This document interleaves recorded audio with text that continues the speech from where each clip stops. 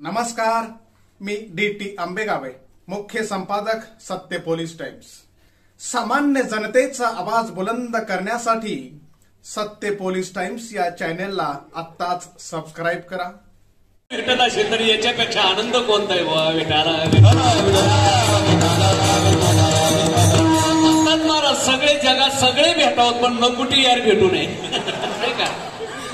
तसं फारशा उखळ्या पाखळ्या आपल्याला करायच्या नाही, आपल्याकडे वेळ कमी आहे, फक्त एक तासभर चिंतन करायचं। या विद्यार्थ्यावर संस्कार घडावेत म्हणून महाराज आपण सगळ्या मंडळांनी हा कार्यक्रमाचं आयोजन केलेलं आहे आणि म्हणून आपल्याला विद्यार्थ्याला थोडंसं मार्गदर्शन करायचं आहे।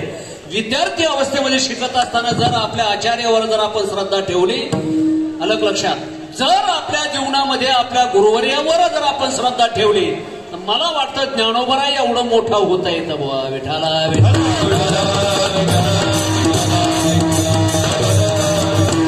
श्रद्धाही फक्त गुरुजीवरच ठेवायची महाराज। जगामध्ये जर आपल्याला मोठं व्हावं असं वाटत असेल तर पहिली सेवा या जगामध्ये करायची, ज्यांनी आपल्याला ज्ञान दिलंय त्यांच्या पुढे नतमस्तक व्हायचं।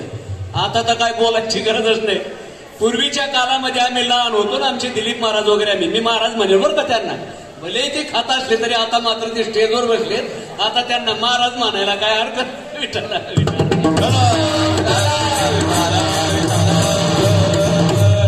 यार म्हणलं थोडस काहीतरी इकडे तिकडे होणार आहे बरं का, चिंता करायची गरज नाही। महत्वाचा मुद्दा असा आहे, मानवी जीवनामध्ये महाराज आपल्या आचार्यांची सेवा घडली पाहिजे बरं का विद्यार्थ्यांनो। विद्या विनयेन शोभते। पूर्वीच्या काळामध्ये जर आपले महाराज शिक्षक दिसले तर माणसं दुसऱ्या रस्त्याने निघून जायची, इतका आदर असायचा। आमचे गोसावी गुरुजी होते, आमचे आंधळे गुरुजी होते, बेदरे गुरुजी होते आपल्याला व्यवस्थापक महाराज। त्यांना जर पाहिलं तर माणसं 1 किलोमीटर असे दूर निघून जायचे, एवढा आदर होता त्यांच्याबद्दल। म्हणून शिक्षकाबद्दल आदर पाहिजे बरं का। आता तर काय बोलायचंय महाराज, शिक्षक आल्यानंतर गुटक्याची पुडी काढतात हातात आणि तिकडून शिक्षक आले की इकडून तोंडात टाकायचे, गुरुजी आले की त्यांच्या चरणावर महाराज अभिषेक घालायचा विठाला। विद्यार्थ्याला सांगायची पाळी आली, कीर्तन ठेवायची पाळी आली बुवा। या मानवी जीवनामध्ये महाराज आचार चांगला ठेवा, विचार चांगला ठेवा, तर तुमचा 100% प्रचार चांगला होईल। याच माणगावचा एक आपला भूमिपुत्र मंगेश मस्कर नावाचा मुलगा, किरमी कामगाराचा मुलगा, बघा संस्कार किती महत्वाचे आहेत। आणि हे पहिले संस्कार जर कुणाकडे मिळत असेल तर आपल्या आईकडे मिळतात बरं का। म्हणजे या जगामध्ये पहिले गुरुजी जर कोण असतील तर आपली आई। 21 वर्ष मनुष्य आईच्या सानिध्यामध्ये राहतो आणि म्हणून त्या आईची सेवा केली। आज जगद्गुरु तुकोबरा आपल्याला सांगतात वेगळी पूजा करायची गरज नाही। आपल्या शिक्षकांबद्दल जर आदर केला तर मला ती विष्णूची पूजा होती, ती गणपती बाप्पाची पूजा होती, जगामध्ये ती जगन्मातेची पूजा होते, ती देशाची सेवा होते, राष्ट्राची सेवा होते। म्हणजे महाराज शिक्षक मंडळी ही कमी नाहीत, आचार्य मंडळी कमी नाहीत, फक्त त्यांच्याबद्दल आदर जर राखला तर तद्वेद्य प्रणिपातेन परिप्रश्नेन सेवया उपदेक्षन्ते ते ज्ञानम ज्ञानेन तत्वदर्शना तरी तनु मनुजीवे चरणाशी लागावे अगरबता करावे दास्य सकाळ मग अपेक्षित जे आपुले सांगितील कुशिले जेने अंतःकरण बोधले संकल्पाने। काय महाराज गोड गोड ओव्या येतो, आता हे ओव्या जास्त सांगायचे नाही। मानवी जीवनामध्ये महाराज आचार महत्वाचा आहे आणि म्हणून जीवनामध्ये जगत असताना विद्यार्थी मंडळींनी जीवनामध्ये कधी व्यसन करायचं नाही बरं का। ज्यांनी जीवनामध्ये व्यसन केली ती माणसं जीवनात बर्बाद झाली। म्हणून जीवनात व्यसन ठेवायचं नाही, जीवनामध्ये मला दूषण ठेवायचं नाही। माणसाने जीवनामध्ये दूषण ठेवण्यापेक्षा भूषणाने वागावं विठाला।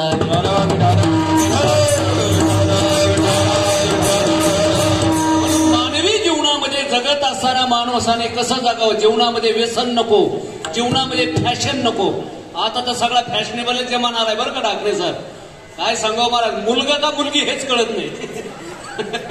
एकदा कीर्तनात एक बारीक मुलगा बडबड करत होते, ए मला गपची बसणार आहे, शेजारी बसलेला ग्रस म्हणतो बाबा तो मुलगा नाही मुलगी, त्या फॅशन मुळे कळालच बरं का। मी म्हणलं तुम्ही त्याचे वडील आहेत का काय? नाही म्हणले मी त्याची आई, आजच पॅन्ट घालून आली।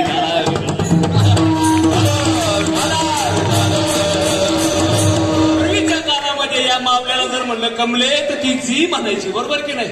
आता जर एखाद्या मुलीला म्हणलं कमले तर ती म्हणती स्वतःची शब्द राहिला। काय जुना जमाना होता, डोक्यावर पदर पतीचा आदर आणि तिला म्हणावे खरी इंडियन मदर. आता आदरही नाही, पदरही नाही, कदरही नाही बरं का. आता पदर काय उष्ण आणायचा का कुठून, साडीलाच असतो ना. पण महाराज एवढा जमाना बदललाय बुवा. अहो महाराज कॉलेजमध्ये असे काही काही मुलं ते पिक्चर पाहायचे, त्यांनी काय केलं ते हेप्पी राखली. 7-8 मुलं आपले हेप्पी राखले ना, तळे गावात बोंबलत फिरायचे, या गल्लीतून त्या गल्लीत, त्या गल्लीतून त्या गल्लीत. त्याच्यात एक माळ करायचा मुलगा होता, माळ करायचा. ते म्हणले अरे बाळू मी पंढरपूरचा वार करेल. कशाला त्या टोकार मुलामध्ये फिरतो, ते केस कमी कर. बरं केस इतके राखलेले, दाढी बी राखलेली, मिशाई राखलेल्या, हेप्पी राखलेली, त्याचं तोंड सुद्धा दिसत नव्हते इतके केस राखलेले त्यांनी जर सिगरेट तोंडा धरला जिकडून धूर निघेल समजायचं इकडे त्याचं तोंड आहे, इतके केस त्याचे छेट. ते वडील वैतागलं म्हणले कशाला त्या मुलामध्ये फिरतो.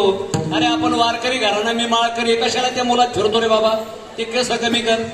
हा ते मुलगा काय ऐकत नाही. बापाने काय केलं, त्याच्या हेप्पीला धरलं आणि नाव्याकडे नेलं. नाव्याला सांगितलं आता याचे केस कमी करा. नाव्याने पाहिलं महाराज ऐसे जुगाट जुनादीचे नाणे, बहुत काळाचे ठेवणे, लोपले होते बारखेपणे, ठाव चळणे चुकविला. अहो ते बी गडबडलं म्हणले, आता 10-5 गिरायचे गेले म्हणले, आता सगळे केस कमी करायचे म्हणजे 12 वाढणारच म्हणले. नाही म्हणजे तू म्हटला नाही आता वाढले की 12. मग मात्र महाराज त्याचे केस कमी केले. 3 तास त्याचे केस कमी करायला लागले. त्या बाबाला वाटलं, माळकऱ्याला वाटलं आपला मुलगा या टोळीतून सुटला. बाळू पहा बरं माझ्याकडे. ते वळून पाहायला गेलं तर ते गल्ली तर दुसऱ्याच निघलं. त्याचं तोंड न दिसल्यामुळे तिसऱ्याच पकडून आणलं ते हेप्पीला. विठाला विठाला. मानवी जीवनामध्ये महाराज जीवनामध्ये संगत महत्वाचे. व्यसन करू नका, फॅशनेबल राहू नका. जीवनामध्ये दूषणाने वागण्याच्या ऐवजी भूषणाने वागावं. जी जी मंडळी भूषणाने वागले आज आपण त्यांचं गोड कौतुक करतो. अजून महत्वाचा मुद्दा, भंग कमी सुटला तरी चालेल पण आज विद्यार्थ्याकरता थोडंसं मार्गदर्शन आहे. ज्यांच्या जीवनामध्ये रम आहे, रमी आहे, रमा आहे, त्यांच्या जीवनामध्ये कधी समाधान मिळत नाही. मानवी जीवनामधून या मोठ्याल्या मंडळीकडून हे शिकायचं. मला जीवनामध्ये रम नसावी. रम म्हणजे आपल्याला कळेल बरं का. मग ते आता ती पावशेराची असेल का खंबा असेल तर सोडून द्या समजा. पण रम, रमा आणि रमी या 3 गोष्टी नसा. तुम्हाला ठाणे माहिती ना, ठाणे जिल्हा, ठाण्याच्या जवळ मानकुली नावाचं गाव आहे. त्या मानकुलीला असंच गणपतीमध्ये, म्हणून तुमचं कौतुक केलंय मंडळाचं. त्या गणपतीच्या समोर काय करायचे, तरुण पोरं पत्ते खेळत बसायचे. आणि एक आपला कामगार गिरणी ठाण्यावरून सिटी बसमध्ये बसून आपल्या त्या कळवा नाक्याच्या पुढच्या बाजूला बघा तो उड्डाण पूल आहे, भिवंडीकडे जाताना तिथे तो उतरला आणि गणपतीच्या पुढं तरुण मुलं पत्ते खेळत होते पैसे लावून. त्याला काय म्हणतात, तिरट म्हणा, रमी म्हणा, काय जे असेल ते मला शब्द तुम्ही घ्या. आता या माळकऱ्याला वाटलं नाही तरी आपल्याला झोप येणार नाही, जाऊ द्या काय म्हणले ना, आपला वाटा ना वाटा देवाचं दर्शन घेऊ, नाहीतरी झोप येणार नाही म्हणून आपलं तिथे उभं राहिले. तेवढ्यामध्ये ठाणे पोलिसाला कशी खबर लागली आणि पोलिसाची गाडी त्या गावात आली. खेळणारे होते, जे चॅप्टर होते, चतुर होते, त्यांनी काय केलं, ते पैसे तिथं टाकून दिले, तो पथ्याचा डाव आहे तिथे टाकून दिला आणि ते गेले पळून. हे माळकरी होतं ते म्हणते कर नाही त्याला डर कशाला, ते तिथं उभं राहिले त्या डावाजवळ. आणि महाराज काही कारण नसताना पोलिसांनी त्या माळकऱ्याला पकडलं, ठाण्याच्या कारागारामध्ये नेऊन कोंडलं. सकाळी लोक जायचे म्हणले राम भाऊ ना कोणाच्या आधी ना मध्ये इकडे मध्ये कसा रे भाऊ, आणि मग तो रडून सांगायचा का नाही राव, रात्री सहजच कामावर सुटलो, सहजच इथं वाटेवर पत्त्याचा डाव चालू होता, सहजच पोलिसाची गाडी आली, सहजच कॉलरला पकडलं, सहजच 2-4 लाथा कमरात घातल्या, सहजच गाडीत बसवलं, सहजच आणून ठाण्याला कोंडवलं, सहजच 6 महिन्याची सजा झाली. लोक म्हणले आता सहजच सुटलो म्हण बरं, आता त्याच्या बापाने ठेवलाय का सहज 6 महिने अटकला बुवा. विठाला जीवनामध्ये संगती महत्वाची. कशा करता सांगत होतो की आपल्याच्या माणगावचा एक भूमिपुत्र महाराज मंगेश मस्कर नावाचा मुलगा, एक गिरणी कामगाराचा मुलगा, अगदी फुटपाथवर महाराज मित्राकडून विद्यार्थ्याकडून पुस्तक आणायचे आणि अभ्यास करायचा. आणि बोर्डामध्ये पहिला आला, बोर्डामध्ये पहिला आला म्हणून गिरणी कामगारांनी त्यांचा सत्कार केला. आणि मग कुणी रंगीत टीव्ही दिला, कुणी वेगवेगळ्या प्रकारचे बक्षीस दिले. रंगीत टीव्ही मिळाला, पिक्चर पाहायला लागला आणि अभ्यासात माग पडला आणि 11वीला फर्स्ट क्लास नापास झाला. विठाला संगती बिघडली तर जीवनाची पंगती बिघडते. म्हणून या मंडळीकडे पाहून यांचा आपण आदर्श घेतला पाहिजे. पतन उद्धार संघाचा महिमा,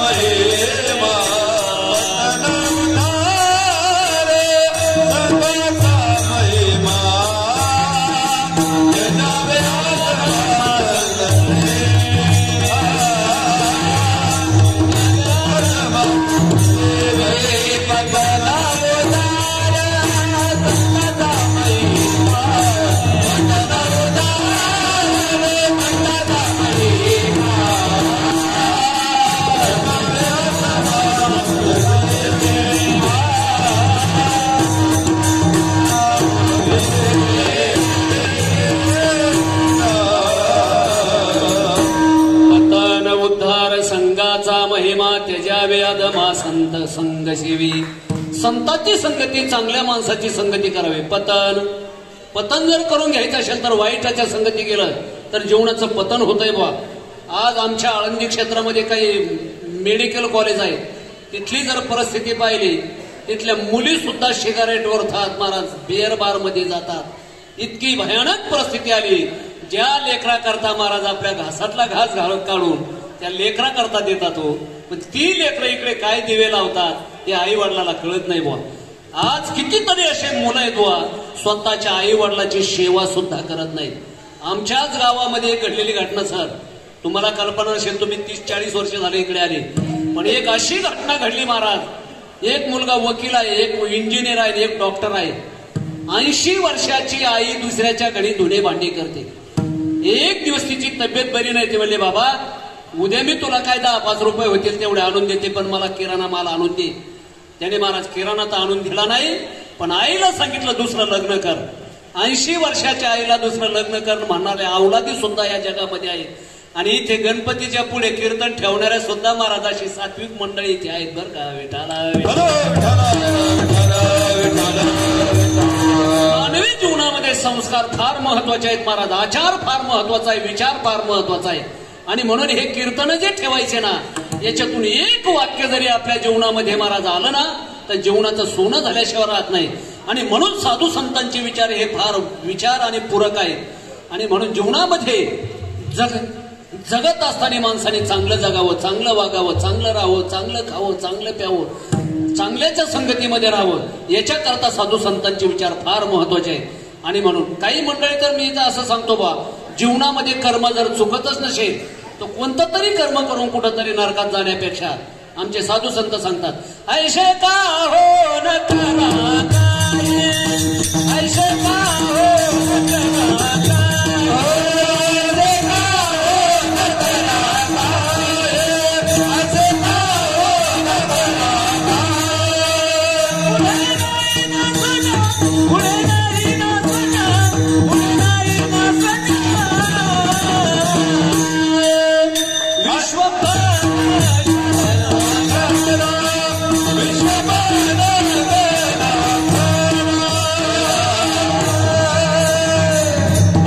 आपलं एक प्रासंगिक कीर्तन असल्यामुळे बरं का, 1 तासभर चिंतन करायचं. हे काही सप्ताहातलं कीर्तन नाही, 2 तास बरं का. थोडंसं चिंतन करायचं आपल्याला. आणि आपल्या 9:15 पर्यंत, मला वाटतं 9 वाजले, 10च्या आसपास अजून 1 तासभर आपल्याला चिंतन करायचं आहे. अर्धा-पाऊण तास तर गेला समजा, एक अर्धा-पाऊण तास थोडंसं चिंतन करतो बरं का सर. क्षमा करा, कारण सप्ताहामध्ये वातावरण वेगळं असतं, पण तुमचं कौतुक करायला पाहिजे.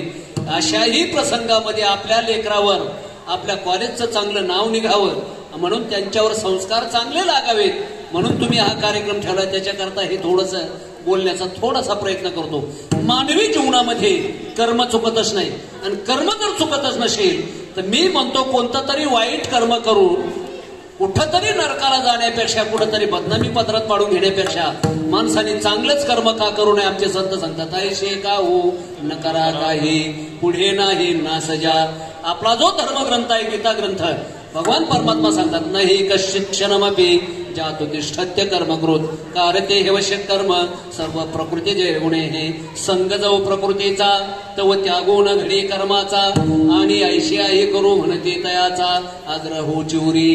कर्म जर चुकतच नसेल, कारण मानवी जीवनामध्ये कर्म चुकतच नाही. जीवनामध्ये 3 अवस्था आहेत, जागृती, स्वप्न आणि सुषुप्ती.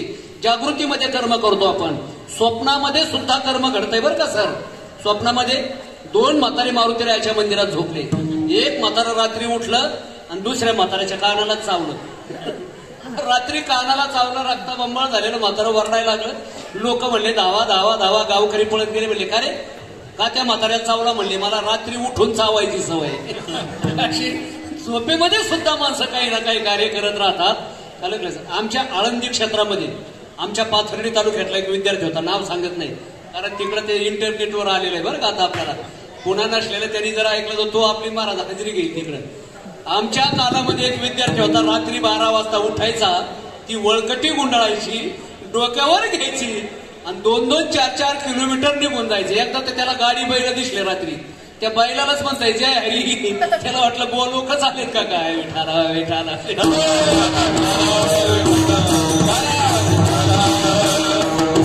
झोपेत सुद्धा माणसाचं कर्म चुकत नाही. नवे नवे सुषुप्तीमध्ये आता जिथे झोपही नाही, जागृती नाही, निवांत मनुष्य झोपलेला आहे, अशा अवस्थेमध्ये सुद्धा श्वासोश्वास घेण्याचं कार्य चालतंय. म्हणजे जीवनामध्ये कर्म चुकतच नाही. कर्म जर चुकतच नसेल तर कोणतं तरी वाईट कर्म करून कुठं तरी नरकात जाण्यापेक्षा मी म्हणतो जीवनामध्ये चांगली कर्म करावी. मग काही मंडळी म्हणली महाराज चांगली कर्म करावी, चांगली कर्म करावी, चांगली कर्म करावी.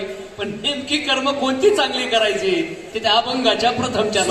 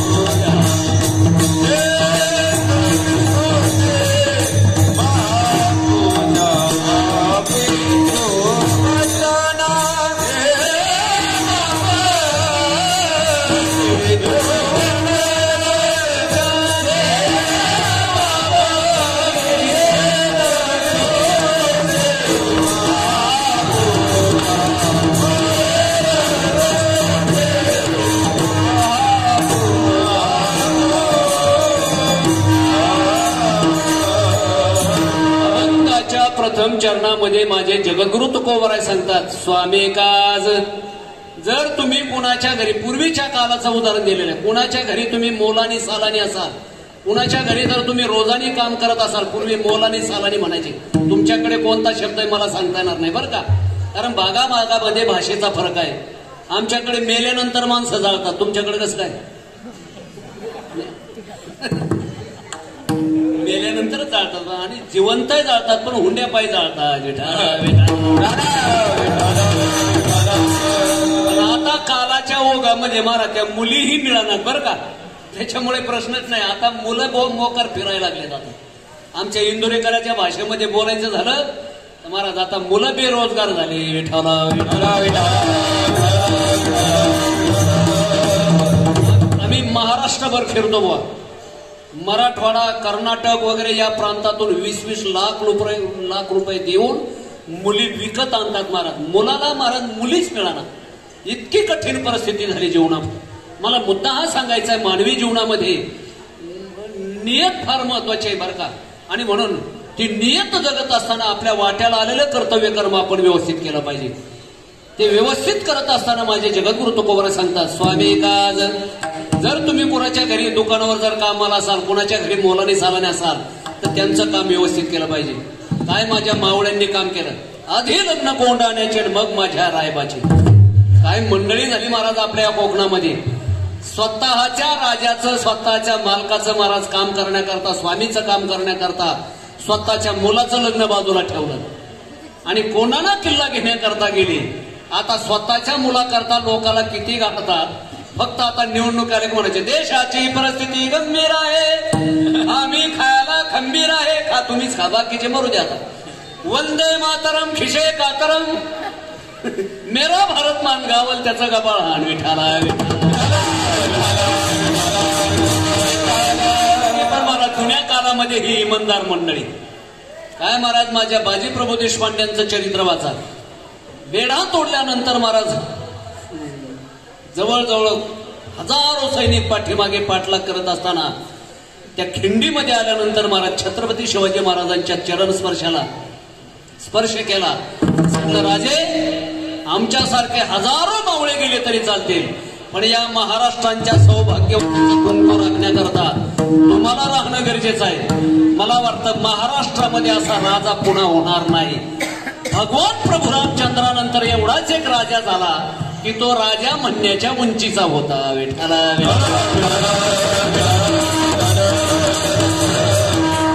याच्याही पुढे एक वाक्य सांगितलं तर बरं राहील. जगामध्ये असा एक राजा झाला की त्यांना महाराज म्हटलं जातं. जगाच्या इतिहासामध्ये असा एकही राजा नाही की त्यांना कुणीही महाराज म्हणत नाही. याच्याही पुढे जाऊन सांगतो, छत्रपती शिवाजी महाराजांच्या जीवनामध्ये जवळजवळ मला वाटतं जगामध्ये 5000 ग्रंथ लिहिले. मी त्याला ग्रंथ म्हणेल बरं का, पुस्तक म्हणणार नाही, इतिहास म्हणणार नाही. छत्रपती शिवाजी महाराजांच्या जीवनावर 5000 ग्रंथ लिहिले गेले. याच्याही पुढे बोलू का अजून. राजे लोकातला संत म्हणजे छत्रपती शिवाजी महाराज. बाकीच्या राजांनी मावल्या नाचवल्या, पण माझ्या छत्रपती शिवाजी महाराजांनी या मावल्या वाचवल्या. विठाला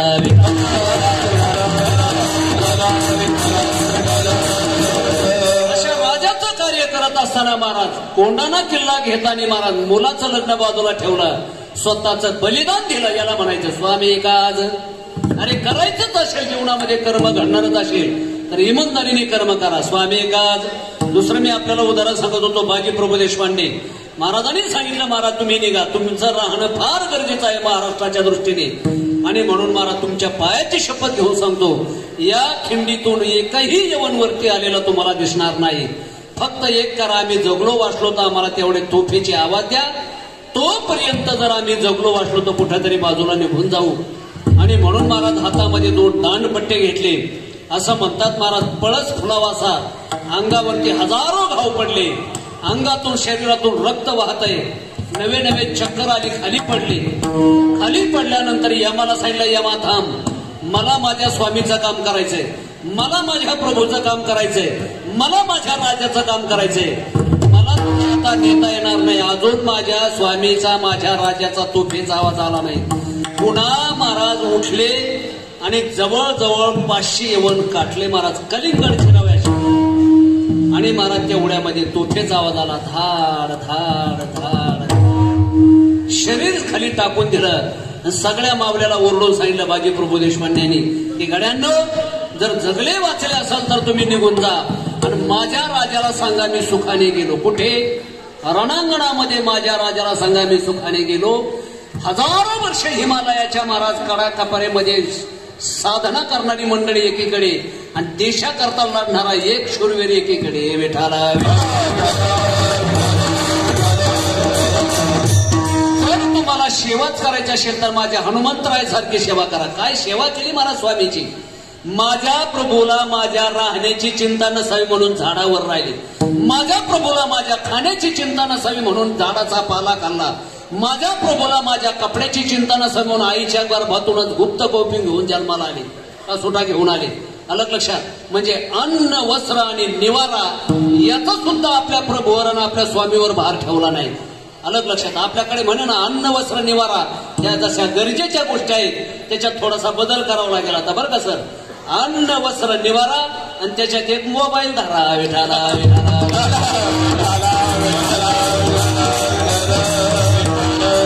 पूर्वी जय जवान नंतर जय किसान आलं तसं आपण आता म्हणू अन्न वस्त्र निवारण त्याच्यात एक मोबाईल धरा. या गरजेच्या गोष्टी झाल्या. अहो महाराज ते जर एक वेळेस जेवण नसेल तरी चालेल पण माणसाला मोबाईल पाहिजे इतकं गरजेचं झालंय. तर महत्वाचा मुद्दा मी सांगतोय महाराज, जीवनामध्ये जर सेवाच करायची असेल तर माझ्या हनुमंतरायासारखी सेवा करा. माझ्या प्रभूला महाराज कशाचीच चिंता नसावी म्हणून महाराज काहीच मागितलं नाही. आज रामाची मंदिरं कमी पण हनुमंतरायाचं मंदिर नाही असं गाव सापडायचं नाही. स्वामी का जर कितीतरी आपल्याला उदाहरण सांगता येतील बुवा. आपल्या गुरुजीचं आपल्या स्वामीचं सेवा किंवा देशाची सेवा करत असताना स्वतःचे देह ठेवले. नवी महाराज पिढ्यानं पिढ्याभर खपल्या बोया देशा करतात. अलग लक्षात. लाल वालपाल खरंच महाराज या मंडळीचं कौतुक करावं लागेल.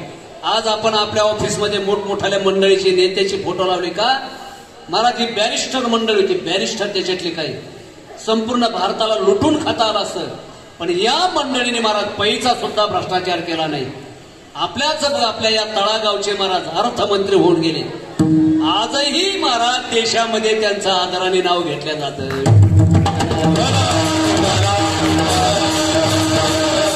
आज आपल्या भारतीय चलनावर महात्मा गांधींचा फोटो का लावला याचं कारण तुम्हाला कल्पना माहिती असेल, कारण तुम्ही रोज शिकवणारे मंडळ आहेत.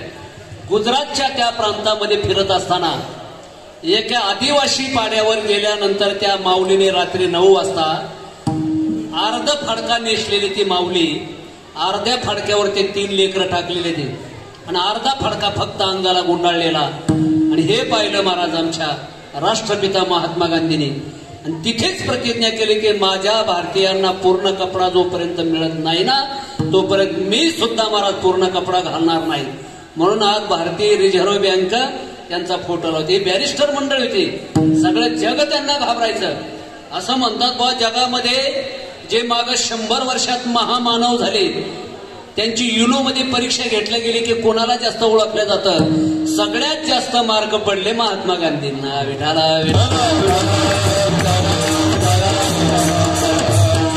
जी माणसं या देशाकरता महाराज आपला स्वामी म्हणून आपला देश म्हणून सेवा केली, आज त्यांचे आपण फोटो लावतो. स्वामी का आपल्या महाराज आपल्या जे आराध्य आहे त्याचं आपण काम व्यवस्थित केलं पाहिजे.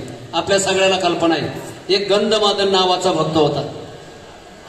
ज्यावेळेस इंद्रजिताला मारलं गेलं आणि इंद्रजिताला मारल्यानंतर कुंभकर्णाला उठवलं. आपण ते सिरियल मध्ये पाहिलं ते कसं उठवलं, का उठवलं वगैरे. आणि तो कुंभकर्ण एवढा मोठा होता असं म्हणतात बा, हजारो वाशाचे भक्त मंडळी हातामध्ये चोरगळायचे आणि फेकून द्यायचे. त्याच्यामध्ये गंधमादन नावाचा एक भक्त आला. गंधमादन ते माकड असं मुठीमध्ये दाबल्यानंतर त्याच्या नाकातोंडातून रक्ताच्या गुळण्या बाहेर पडल्या. पण त्याचा परिणाम असा झाला त्याच्या रक्ताचा सुद्धा अत्तरासारखा सुगंध यायला लागला. म्हणून कुंभकर्णाने विचार केला का आतापर्यंत आपण रामाचे अनेक भक्त मारले पण हा भक्त काही विशिष्ट आहे. म्हणून त्याला सांगितलं हे बघ तुझं मरण माझ्या मुठीमध्ये आहे. थोडासा जर तुला अजून महाराज असा जर दाबला ना तर 100% तू मेल्याशिवाय राहणार नाही. पण एक तुला जीवदान देतो, जर तू रावणाचा म्हणून घेत असशील तर तुला जिवंत ठेवतो, आणि जर रामाचा म्हटला तर तू माझ्या मुठीमध्ये आहे, तुला 100% मारल्याशिवाय राहणार नाही. त्यावेळेस त्या भक्ताचे उद्गार आहेत, राम मरे तब हम मरे मरे हमारी बलाय, राम मरे तब हम मरे मरे हमारी बलाय, हम तो विनाश के पुंगड़े किसे मरे न मारे जाय. तो रामाचा म्हणून मेला पण रावणाचा म्हणून जगला नाही. याला म्हणायचं स्वामी काज. आपल्या महाराज आवडीचा जो व्यक्ती आहे त्यांचं काम आपण इमानदारीने केलं पाहिजे. हेचे विष्णूचे महापूजा, वेगळी पूजा करायची. वाट्याला आलेलं कर्तव्य कर्म ती ईश्वराची सेवा म्हणून करायची. तया सर्वात्मका ईश्वरा, तया सर्वात्मका ईश्वरा, स्वकर्म कुसुमांची आविरा, पूजा केली होया पारा तो गे म्हणून ते पूजे रिजलेने आत्मराजे वैराग्य सिद्धी देई दे पसाय तया. काय मिळतंय बुवा? वाट्याला आलेलं कर्तव्य कर्म जर आपण सेवा म्हणून केलं तर त्याच्या मोबदल्या मध्ये आपल्याला वैराग्य मिळतंय. आणि वैराग्य जर मिळालं तर वैराग्याने ज्ञान टिकतंय. महाराज वैराग्य वाचून काही ज्ञानाशी तगणीची नाही. आणि जर जीवनामध्ये ज्ञान नसेल तर हे श्याम न विज्ञान तपोन दानम न ज्ञान गुणम न शिलो न धर्म हे मर्त लोके भूमी भारभूता मनुष्य बुद्धेन प्रभाव शरंती. जर जीवनात ज्ञान नसेल तर महाराज त्याला गाढवाची उपमा दिली जाते. पुच्छ नाही पादचारी मनुष्य परी कुतरी ती. अभंगीत महाराज तसे संताचे जर माणसासारखी माणसं जनावरांसारखी वागायला लागली तर त्यांना म्हणावं लागतं बरं का, इथे येऊन केले काही विठ्ठलू नाही आठविला, अरे मोढा भाग्यहीना विन्मुख चरणा संतांच्या. काय माझ्या ज्ञानोबरांनी सुंदर वर्णन केलंय. मानवी जीवनामध्ये माणसासारखी माणसं ज्यावेळेस वागत नाहीत ना माणसासारखी, त्यावेळेस त्यांना म्हटलेलं आहे का निंब निंबोळ्या मोडून आला, तू कावळी अशीच सुकाळू झाला, जैसा भक्तिवेन वाढिन्नाला दोषाची लागी. अरे मानवी जीवन हे केवळ महाराज त्याच्याकरताच निर्मिती केली आहे. हेची जाणावं या निज स्वरूपाते, पूर्वी तेने श्रेयनंते निजमायेचे निहाते केली बहुते शरीरे, एके केले खेचरी एके केले भूचरी, एके केले जलचरी चर्याचरिते. ऐशा 84 लक्ष योनी सृजोनी पाहे परतोनी, तव निजात्म प्राप्ती लागोनी न देखे कोणी अधिकारी. ऐशाने कोणी सृष्टीते सुख न वाटेची देवाते, मग मानवी प्रकृती ते आदरे बहुते निर्मिने. बाहुल्य मनुष्य दे निज ज्ञान घातले पायी. बाकी पशु पशवादिकाचा जर जीवनाचा विचार केला तर बाकी पशु पशवादिकाच्या जीवनामध्ये भक्ती करण्याचं ज्ञान नाही. भक्ती करण्याचं ज्ञान, गणपती बाप्पाला बसवण्याचं ज्ञान फक्त या मानवी जीवनामध्ये आहे. आणि असं सुंदर ज्ञान या मानवी जीवनामध्ये दिल्यामुळे बाकी महाराज प्राण्यापेक्षा पशु पशवादिकापेक्षा या मनुष्य प्राण्याला फारच विशेष किंमत आहे. आणि त्या मनुष्य जीवनामध्ये मला ज्ञान नावाची गोष्ट जास्त ठेवली. आणि ते ज्ञान जर आपण व्यवस्थित वापरत नसू तर ती ईश्वराची पूजा नाही, त्याची राक्षसामध्ये गणना केल्या जाते. ही आपल्या जीवनामध्ये उपाधी येऊ नाही. म्हणून माझ्या जगद्गुरु तुकोबाराय सांगतात, नवविधा भक्ती करायची गरज नाही. श्रवणम कीर्तनम विष्णू स्मरणम पादसेवनम अर्चनम वंदनम दास्य सख्य आत्मनिवेदनम. नवविधा प्रकारच्या भक्ती नाही केल्या तरी चालते. पण जर तुम्ही इथे गुरुकुलामध्ये शिकत असाल तर तुमचे खरे स्वामी कोण आहेत की ज्यांच्याकडे तुम्ही महाराज ज्ञानदान घेताय हे आपले खरे स्वामी आहेत. या शिक्षकांच्या बद्दल, सरांच्या बद्दल किंवा महाराज विद्यालयांच्या बद्दल जर आपण आदर ठेवला तर एक दिवस आपल्या जीवनामध्ये ते ज्ञान प्राप्त होऊन आपल्याही जीवनाला कृतार्थ. कशाच्या मोबदल्यात? फक्त श्रद्धेच्या मोबदल्यात बरं का. स्वामी काज दुसरी गुरु भक्ती. आता गुरु भक्ती म्हटलं तर काय महाराज कठीणच काम आहे. आता कोण कोणाला महाराज सगळंच एक वाक्य सांगतो बरं का, माझा अधिकार नाही. सगळं बाजारीकरण झालेलं आहे. एखाद्या विद्यार्थ्याला जर महाराज मेडिकल कॉलेजमध्ये शिकायचं असेल तर कमीत कमी महाराज 1.5 कोटी रुपये त्याची फी भरावी लागते. मला काही माहित नव्हतं बरं का, पण मी भोसरीला कार्यक्रमाला गेलो, गोकुळाष्टमीला. ज्यांच्या घरी चहा घेण्याकरता गेलो त्यांनी सांगितलं, म्हणले महाराज माझा मुलगा डॉक्टरेट करतोय, त्याच्याकरता 1.5 कोटीची आम्ही महाराज फी भरली. आणि 10 लाख रुपये त्याचे डोनेशन जेवण्याकरता, काय म्हणतात त्याला, खानावळी करता, म्हणजे हॉस्टेल करता 10 लाख आणि 1.5 कोटी रुपये त्याचे ते 3 वर्षाचे फी. आता ज्याला महाराज कमीत कमी 2 ते 2.5 कोटी त्या 3 वर्षात घालावं लागतात, ती मंडळी ज्या वेळेस हातामध्ये महाराज काही सत्ता येते किंवा एखादं तुम्ही हॉस्पिटल टाकणार, ती फुकट सेवा करणार का? तुमची फुकट सेवा करणार. मला मुद्दा हा सांगायचा आहे की जीवनामध्ये काही गोष्टी अशा आहेत की पहिल्यापासून जी बुद्धी दूषित होत चालते महाराज, ही मंडळी अशी का करतात? अरे स्वतः महाराज या जगामध्ये आई वडील म्हणजे देव येतो. माय बाप केवळ काशी तेने नवजावे तीर्थाशी, पुंडलिकाच्या भावार्था गोकुळ येऊन झाला येता, निज प्रेम भक्ती भक्ता घ्या घ्या म्हणतशी. या जगामध्ये खरे दैवत कोणी माहितीये का आपल्याला? आपले आई वडील हे खरे दैवत आहेत. आणि म्हणून असं म्हणलेलं आहे, जननी जन्मभूमीश्च स्वर्गाद पिगरीयशी. जननी आणि जन्मभूमी स्वर्गाही पेक्षा श्रेष्ठ आहे. पण आज त्याच जननीची आणि आपल्या जन्मदात्याची असे कितीतरी विद्यार्थी आहेत आज सेवा करत नाहीत. बुवा तुम्हाला एक प्रसंग सांगतो. ठाण्याचे आपले ठक्कर, नानजीबाई ठक्कर, 90,000 विद्यार्थी त्यांच्याकडे असतात बुवा त्यांच्या त्या कॉलेजमध्ये. पण त्यांनी एक वृद्धाश्रम काढलेला आहे, वृद्धाश्रम. सून आणि मुलगा अमेरिकेला का सर्व्हिसला, आणि त्या वृद्धाश्रमामध्ये म्हातारी म्हणजे ब्राह्मण, आता त्या तसं बोलू नाही ते, ब्राह्मण समाजाची मंडळी.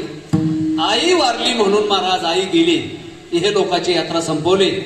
आणि नानजीबाई ठक्कर म्हणून शिक्षण सम्राट आहेत बघा ठाण्याचे, तुमच्या कदाचित कल्पना असेल तुम्हाला. त्यांनी फोन केला त्या विद्यार्थ्याला, मुलाला, की आई गेलेला आहे बघ, कमीत कमी तुझ्या हस्ते जर संस्कार करायचा असेल तुम्ही या.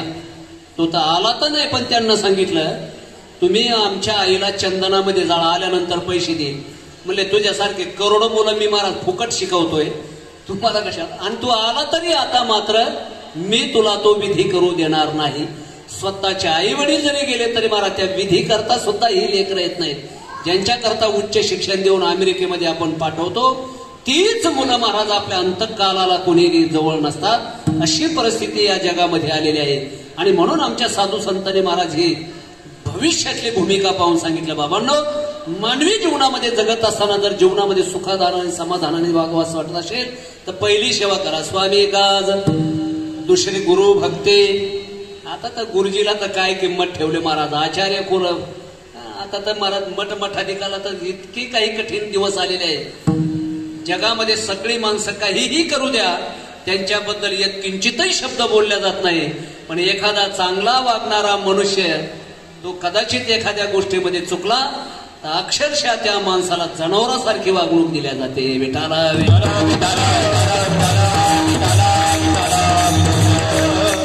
खूप कठीण आहे. आता संस्कार देण्याची खूप गरज आहे.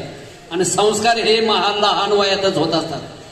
जोपर्यंत आपण गाडगं तयार केलेलं आहे, मडकं तयार केलेलं आहे, जोपर्यंत ते मडकं कच्चं आहे ना तोपर्यंत त्याच्यावर नक्षी काढता येते, नंतर नक्षी काढता येत नाही. आणि नंतर जर नक्षी काढायला गेलं तर महाराज ते गाडगं फुटल्याशिवाय राहत नाही. म्हणून ती महाराज संस्कार रूपी नक्षी ही कोवळ्या वयामध्ये दिल्या गेली पाहिजे. आणि हीच भावना आमच्या सगळ्या मंडळाची असल्यामुळे आज हे कीर्तने नाही तिथे डीजे लावून सुद्धा आपल्याला नाही का दुसरे काही नाही तरी इकडे आपल्याला आवडीच येते आपल्या कोकणामध्ये. पण तरी महाराज कौतुक करावं लागेल बरं का. केवळ संस्कार लागावे जीवनामध्ये. नीतीप्रधान जीवन फार महत्वाचं आहे. आणि ते नीतीप्रधान जीवन जगत असताना कुणी कसं जगावं याचं चिंतन माझे तुकोबाराय सांगतात. स्वामी काज, गुरु भक्ती. आता गुरु भक्ती तर नाही, आता तर सगळं महाराज कठीण प्रकार आलाय. गुरुजीने सांगितलं, शिष्या अरे मला जरा उपवास आहे चतुर्दशीचा, असं कर, हे 10 रुपये घे आणि पेढे आण म्हटले. तो शिष्य गेला बाजारपेठेमध्ये, 10 रुपयाचे 3 पेढे घेतले. आणि येता येता काय झाला, हातातून एक पेढा त्याच्या खाली पडला, तो मातीमध्ये पडला. त्यांनी विचार केला आता मातीमधला पेढा गुरुजीला कसा द्यायचा. मग त्यांनी साफसफाई केली, तोंडात टाकला. पुन्हा येता येता त्याच्या तोंडाला बांधतो, तो थोडंसं खाल्लं की टेस्ट जास्त वाढते. बघा तुम्ही ते पेढे विकणारे लोणावळ्याकडे जात असताना तुम्ही बघा ते एक डब्यामध्ये पेढे आणतात आणि एक पेढा काही एसटीला वाटतात. ते थोडंसं जिभेवर चव लागली की माणसं काय करतात, किलोनी पेढे घेतात. एका 5 मिनिटामध्ये त्याचा डबा खाली होतो. घरी आल्यानंतर त्याला कळतं की आपण शुद्ध साखर विकत घेतली. विठाला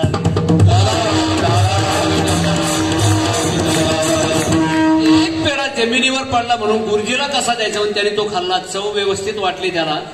त्यांनी विचार केला आपले गुरुजी कृपाळू आहेत, उदार आहेत, आपल्यावर प्रेम करतात विद्यार्थ्यावर. तिथे गेल्यानंतर गुरुजी एकटा पेढा खाणार नाहीत, एक पेढा मला देणारच आहेत. म्हणून त्यांनी काय केलं, गुरुजीने तो द्यावा नंतर आपण खावा. त्याच्यापेक्षा जर आपण अगोदरच खाल्ला तर काय फरक पडतोय. त्यांनी एक त्याच्यातला पेढा दुसरा पेढा उचलला आणि तोंडात टाकला. आता दुसरा पेढा खाल्ल्यानंतर महाराज अजून त्याची आशा वाढली. हा तिसरा पेढा मिळाला असता तर बरं झाला असता, पण कसा गुरुजीचा वाटा राहिला. आणि असा हातामध्ये पेढा घेतलाय, रस्त्याने चालला. काय झालं, पायात पाय अटकला आणि ते पेढा खाली पडला. खाली पडला पण नाही, गुरुजीला एखादा तरी पेढा नेला पाहिजे. त्याने तो साफसफाई केली व्यवस्थित आणि पुन्हा गुरुजीच्या पुढे म्हणले, गुरुजी घ्या पेढा. म्हणले का रे 10 रुपयाचा एकच पेढा. नाही म्हणले गुरुजी, एक पेढा तुम्ही देणारच होते म्हणून एक पेढा खाल्ला. दुसरा पेढा काय झाला, हातातून निसटला, तो मातीत पडला. आपल्या आराध्याला पेढा कसा द्यावा मातीतला म्हणून तो साफसफाई करून खाल्ला. म्हणले मूर्ख, असा कसा पेढा खाल्ला. त्याने गुरुजीच्या हातावरचा उचलला, तो तिसराही पेढा तोंडात टाकला. म्हणजे असा खाल्ला. अशी जर सेवा केली तर मला वाटतं तो विद्येला प्राप्त होऊ शकतच नाही. साध्या व्यवहारामध्ये जर आपल्याला विद्या मिळावी असं वाटत असेल तर आपला आचार विचार आणि महाराज श्रद्धा व्यवस्थित असावी. स्वामी काज, गुरु भक्ती. तिसरे पितृवचन. आई वडिलांची आपण सेवा केली पाहिजे बरं का. पितृवचन का आई वडिलांची सेवा करायची त्याचं कारण मी सांगितलं. या जगामध्ये सर्व देवमय पिता सर्व तीर्थमयी माता. माझे ज्ञानोबा तर म्हणतात सकळ तीर्थाची धुरे जे का माता पितरे तया शेवेशी शरीर लोण की जे. जगामध्ये जर खरं तीर्थ जर कोण असेल तर फक्त आई वडील हे खरे तीर्थ आहेत बरं का. 3.25 लाख तीर्थ या जगामध्ये आहेत. किती? 3.25 लाख तीर्थ. पण सगळ्यात श्रेष्ठ तीर्थ जर कोणतं असेल तर आई वडील. आई वडिलासारखं जगामध्ये श्रेष्ठ तीर्थ नाही. म्हणून भगवान प्रभू रामचंद्राने स्वतःची आई जाऊ द्या सावत्र आईचं सुद्धा म्हणणं मोडलं नाही बरं का काही काहीच. माया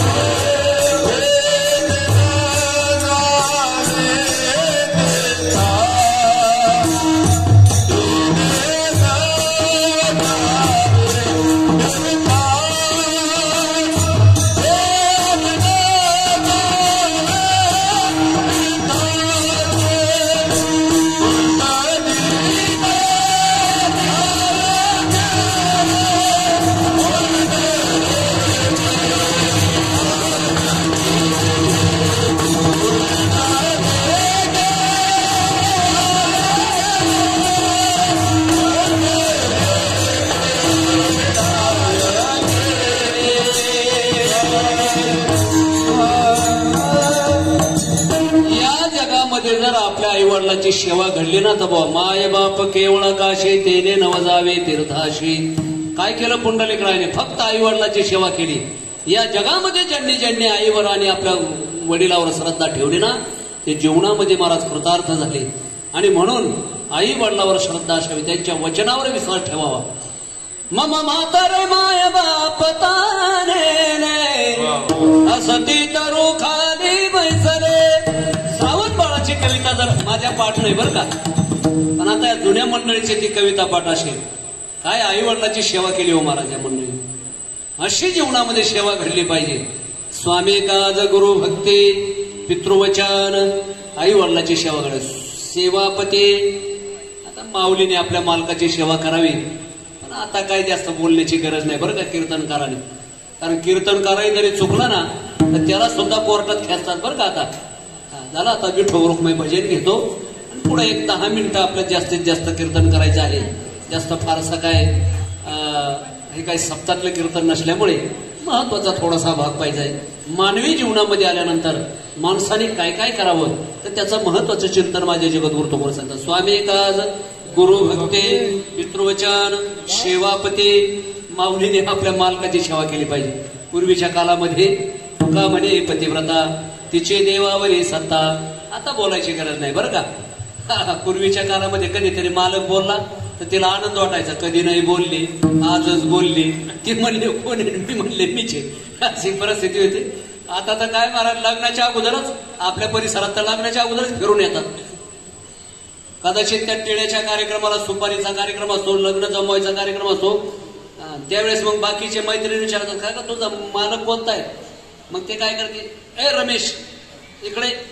इथं कोणी रमेश असला देऊ नका बरं का इकडे. गुरु तुकोबर सांगतात. आणि हा सेवा भाव जर जीवनात आला ना तर अभंगाच्या कृतीच्या विष्णू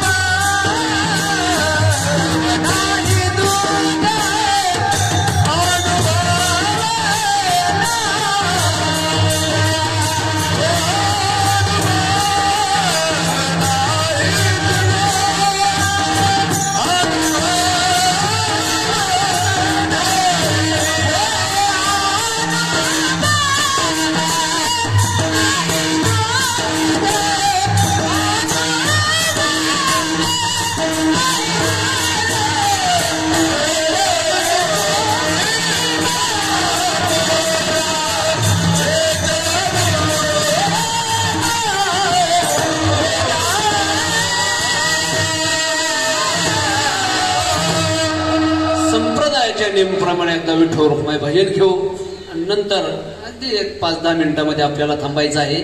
एकदा मोठ्या प्रेमाने भजन करा. विठोबा सेवापती. तर आम्हाला जीवनामध्ये जर ही नाही सेवा घडली तर आम्ही काय केलं पाहिजे? जगद्गुरु तुकोबाराय 5व्या प्रकारची भक्ती सांगतात, 5वं कर्म सांगतात. सत्य बोले मुखे, खरं बोला. आज खऱ्याचाच दुष्काळ आहे बरं का सगळा. आणि जर खरं बोललं तर मी म्हणतो मला तो मनुष्य जगू सुद्धा शकणार नाही आजच्या काळामध्ये. सत्य बोले मुखे, या जगामध्ये खरं बोलल्यानंतर महाराज परमात्मा प्राप्त होतो असं म्हणतात. गुरुकुलामध्ये शिकत असताना 100 कौरव आणि 5 पांडव, 105 विद्यार्थी गुरुकुलामध्ये. पहिलं वाक्य सांगितलं सत्यम वद धर्मंचर स्वाध्यायमा प्रमदः. असे काही महत्वाचे वाक्य पहिल्या दिवशी पाठाला सांगितले. 6 महिने झाले दुर्योधन अभ्यासक्रमामध्ये हजारो सूत्रपाठ करून पुढे निघून गेला. पण धर्मराजा मात्र एकच सूत्र सत्यम वद, खरं बोलावं. सत्यम वद, खरं बोलावं. आचार्याने विचारलं का रे, या महाराज टीम मधला या 105 विद्यार्थ्यातला 1 नंबरचा तो विद्यार्थी दुर्योधन तुझ्यापेक्षा कितीतरी कमी बुद्धीचा हजारो सूत्रपाठ करून पुढे गेला आणि तू मात्र युधिष्ठिरा एकच सूत्रपाठ करतो 6 महिन्यापासून. सत्यम वद, सत्यम वद, सत्यम वद. त्यावेळेस महाराज युधिष्ठिराचे वाक्य आहेत, आचार्य 6 महिन्यापासून मी माझ्या जिभेला खरं बोलायचं शिकवतो आहे. आता पुढं 6 महिन्यानंतर माझ्या जिभेला ती सवय लागली. आता खरं बोलायची मला सुरुवात झाली. वय वर्ष 5 होतं तेव्हापासून खरं बोलायला सुरुवात केली. आयुष्यामध्ये कधी खोटं बोलले नाही म्हणून त्यांचा त्या खऱ्या बोलण्यामुळे रथ असा हवेमध्ये चालायचा. काही मंडळी म्हणतील आम्ही इंटरनेटच्या युगातली माणसं आहे महाराज, उगं पुढे नका सोडू. अगदी तुम्हाला घडलेली घटना सांगतो. नाशिक जिल्ह्यामध्ये योगीराज तुकाराम बाबा म्हणून होऊन गेले. हे आता हे 15-20 वर्षापूर्वीची घटना, 20-25 वर्ष. 1 तोळाभर लोणी खायचं आणि योग साधनेला जर बसले ना बुवा, हवेमध्ये 1 फूटभर त्यांची समाधी वरती लागायची हवे. इतकी साधनेची ताकद आहे. या कालामध्ये सुद्धा नाशिक जिल्ह्यामध्ये खेडले झुंगे नावाचं एक गाव आहे, तिथे तुकाराम बाबा, योगीराज तुकाराम बाबा म्हणून. म्हणजे जर जीवनामध्ये साधना घडली तर हे घडू शकतं. मग मी म्हणतो जगाच्या इतिहासामध्ये धर्मराजा त्यांचं नाव होतं युधिष्ठिर, पण ते खरे वागायचे म्हणण्यापेक्षा महाराज कधीच खोटं बोलले नाही. ज्यावेळेस भारतीय महायुद्ध ठरलं आणि भारतीय महायुद्धामध्ये 10 दिवस भारतीय महायुद्धाचे संपले, तोपर्यंत 40 कौरव धारातीर्थी पडले.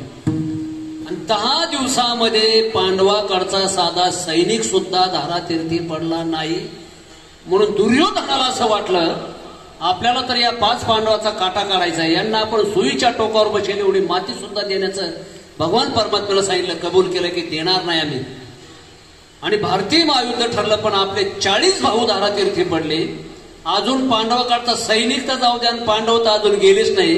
आणि यांना मारण्याकरता आपण काय केलं पाहिजे त्यांना माहित होतं. आपण 105 विद्यार्थी शिकत असताना आपल्यामध्ये एक असा विद्यार्थी होता, ते म्हणजे युधिष्ठिर. तर ते सतत खरं बोलतात म्हणून त्यांना धर्म ही उपाधी मिळाली. त्यांनाच आपण विचारू की तुमच्या 5 पांडवाचा मला काटाच काढायचा. महाराज युद्ध संपल्यानंतर गेले युधिष्ठिराकडे, धर्मराजाकडे, दादा प्रतिपक्षावर सुद्धा असा विश्वास पाहिजे बरं का. पूर्वीच्या काळामध्ये प्रतिपक्षावर एवढा विश्वास. आता तर काय बोलायची गरज नाही, कोणता पक्ष कोणत्या पक्षात जाईल. मला तर वाटतं यांचे सगळ्याचे पखड तोडून टाकले पाहिजे.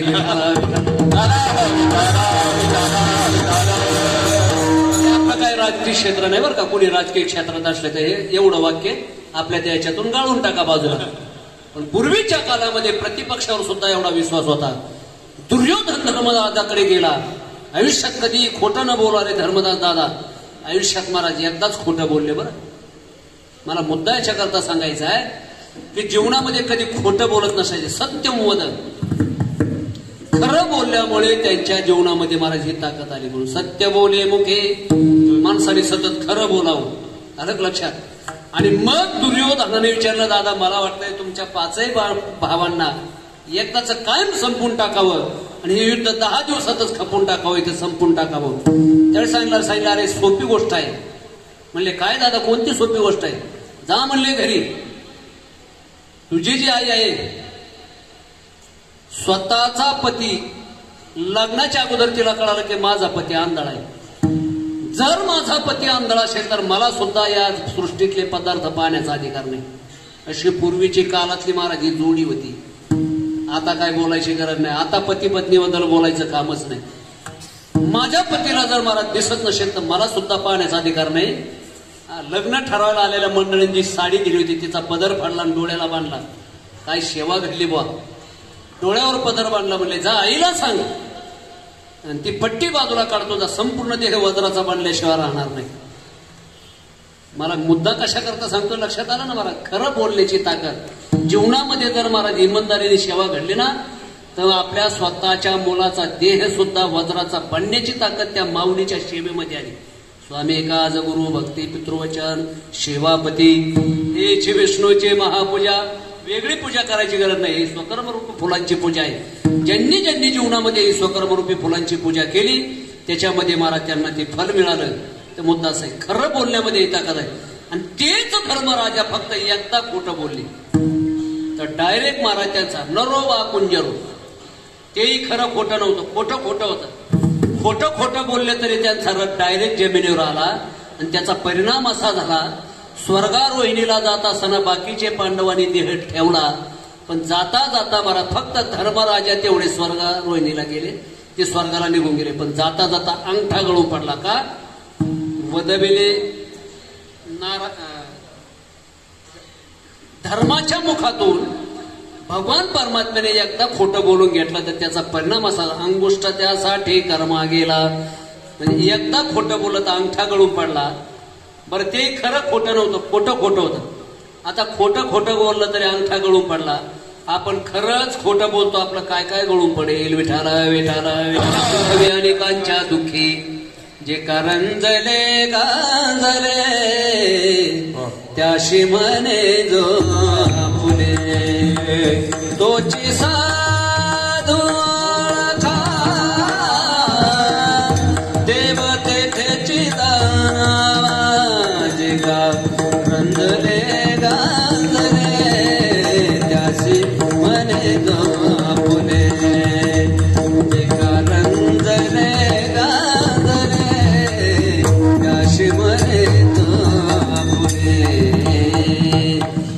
दीनदलितांची जी सेवा करतात ना महाराज ती सुद्धा सेवा आहे बरं का.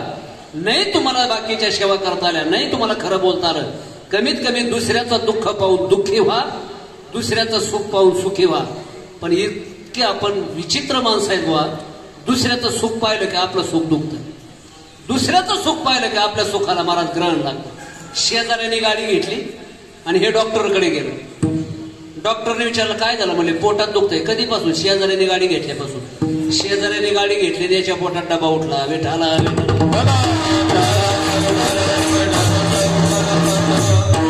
म्हणजे दुसऱ्याच्या दुःखामध्ये दुःखी होता येत नाही, दुसऱ्याच्या सुखातही सुखी आपल्याला होत नाही.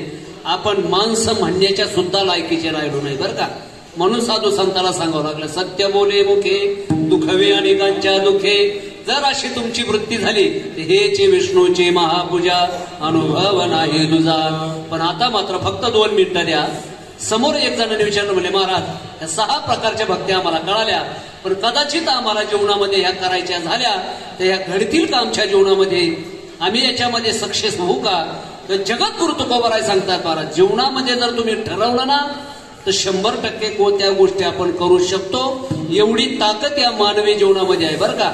म्हणून महाराज तुकोबाराय शेवटच्या चरणात सांगतात निश्चयाचे बळ निश्चयाचे बळ निश्चयाचे बळ निश्चयाचे बळ निश्चयाचे बळ निश्चयाचे बळ निश्चयाचे बळ तुका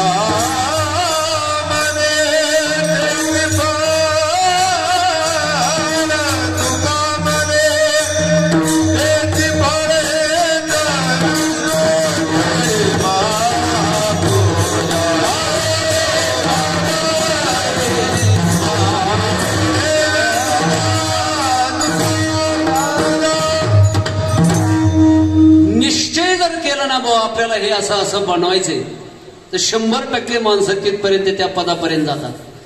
आपल्या महाराष्ट्राच्या पाठ्यमंडळाचे नरहर कुरुंदकर म्हणून होऊन गेले. महाराज 10वीला 1-2 वेळेस त्यांना नापास झाले. त्यांचा असा इतिहास ऐकलाय महाराज, बरं का, मी काय त्यांचं वाचलं नाही, माझ्या वाचनात नाही गेलं. 10वीला का 11वीला 1-2 वेळेस महाराज पाठातून त्यांना काढून दिलं आणि ते अपमान झाला म्हणून त्यांनी बाहेरून शिक्षण घेतलं. पुढे चालून 25 वर्ष त्यांची सही झाल्याशिवाय महाराज महाराष्ट्रामध्ये पुस्तक वितरित केल्या जात नव्हतं. जर निश्चय केला मला हे बनायचं तर मनुष्य बनू शकतो एवढी ताकद या देहामध्ये आहे. अलग लक्षात. या बल्बचा जो शोध लागला ना, 1000 वेळेस बल्ब फुटला परंतु मला त्याचा प्रयोग त्यांनी बंद केला नाही. शेवटी तो प्रयोग सक्सेस झाला.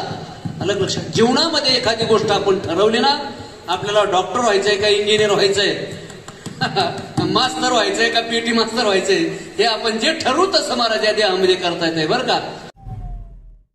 सामान्य जनतेचा बुलंद आवाज, सत्य पोलीस टाइम्स.